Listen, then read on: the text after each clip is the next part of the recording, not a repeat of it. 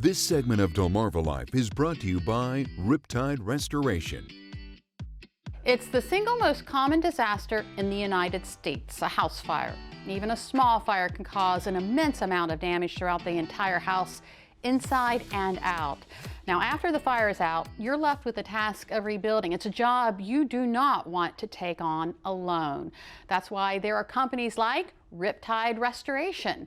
I recently visited one of the rebuilds to find out what's involved in getting homeowners back home. And let me tell you, it's more than rebuilding walls and roofs. When this Eden home was destroyed by fire earlier this year, by the time the fire company got here, the house was pretty much 80% burnt down. the team at Riptide Restoration got to work. It's pretty devastating for the homeowner. You know, they've seen all their personal property destroyed, or most of it. Work that begins with addressing the homeowner's immediate needs. Obviously, they're not able to live at the house 99% of the time. You know, so we offer, you know, to help them with any questions they have, you know, maybe get them toothbrushes or any needs that they have immediately, you know, and then help them get in contact with their insurance company. Once the homeowner's needs are taken care of, the rebuilding begins. We demolished it all the way down, you know, pretty much to the footer. There are parts of the foundation that were salvaged, you know, per the agreement with the insurance company.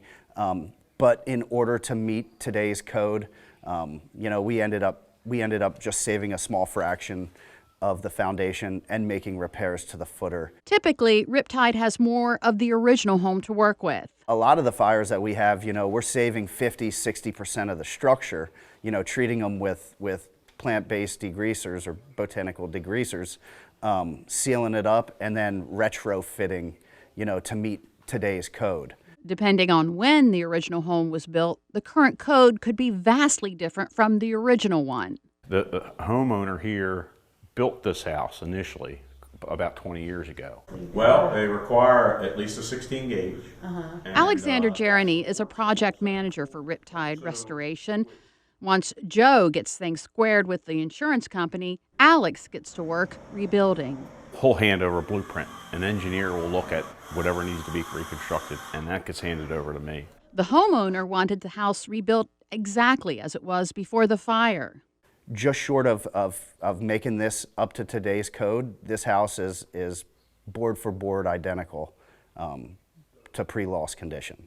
In this case, because it's also an insurance claim, it's really easier for the insurance company to say, okay, if you're building it exactly the way the footprint originally was, then there's no changes so that it doesn't get more expensive or less expensive. Usually when someone rebuilds, they may do something smaller so that they can have extras. And in this case, he wanted it identical.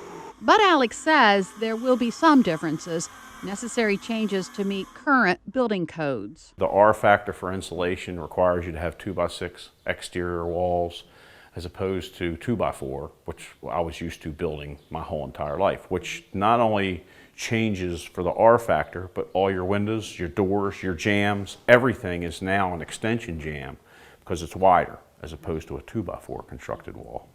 The good news is the team at Riptide Restoration knows how to work with the insurance company to ensure the code upgrade is covered. Most people don't realize they have a rider on their insurance company that does provide upgrades. Getting homeowners from ruin to renewed is a rewarding process for the team at Riptide. So it's very satisfying at the end to do something that most people would say needs to be torn down, and you can actually, you know, see the final product and see how happy the homeowner is to have basically what they lost brought back to life. And back to their lives before the fire. And I also talked with the homeowner off camera. He is obviously anxious to get back into his home. He said the fire was a result of a faulty gas line and that once it started, his house was fully engulfed in flames within a matter of minutes. Glad to hear everyone got out safely.